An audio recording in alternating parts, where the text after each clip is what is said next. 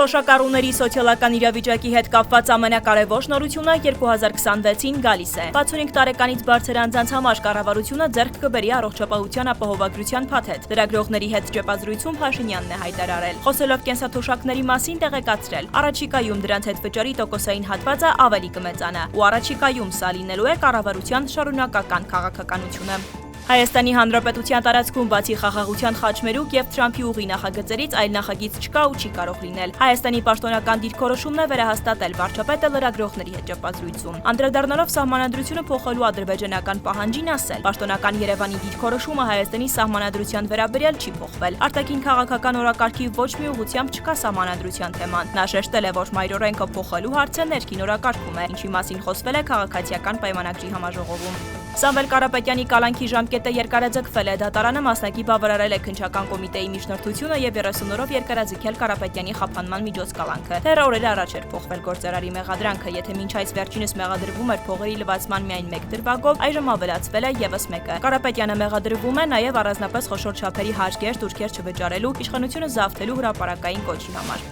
Արագածոտնի թեմի առաջնորդ Մկրտիչ եպիսկոպոս Պրոշյանը 2 ամսով կալանավորվել է։ Քննչական կոմիտեից Արարատ Նյուզին հայտնել են, որ քրվարույթով 2 անձի նկատմամբ որպես խափանման միջոց կիրառվել է կալանքը։ Կալանավորվել է նաև դիվանապետը։